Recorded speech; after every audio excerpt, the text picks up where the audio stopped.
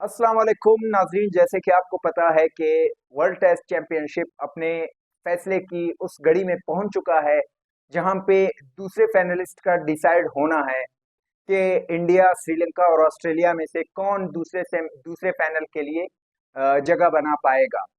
पहले का तो सबको पता है कि साउथ अफ्रीका अपनी जगह बनाने में कामयाब हो चुका है।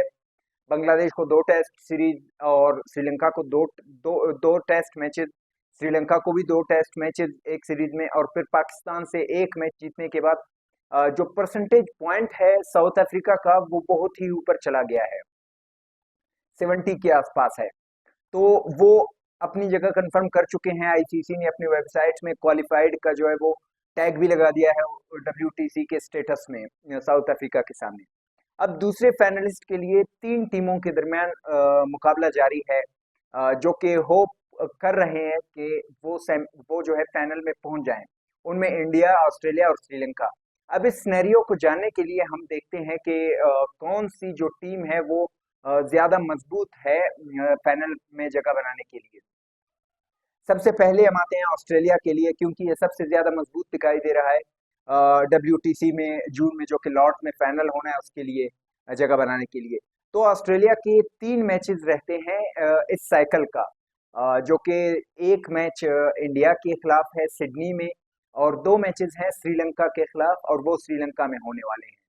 तो ऑस्ट्रेलिया को क्वालिफाई करने के लिए इन 3 मैचेस में से सिर्फ एक ही जीतना काफी होगा।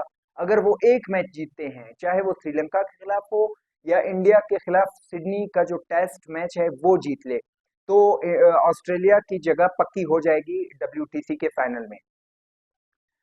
लेकिन इंडिया की भी कुछ उम्मीदें अभी भी वाबस्ता हैं डब्ल्यूटीसी के फाइनल के लिए। दूसरा जो हम कह सकते हैं, बल्कि तीसरे नंबर पे हम इंडिया को ले आते हैं, लेकिन उसकी बात हम पहले ही कर लेते हैं श्रीलंका से पहले।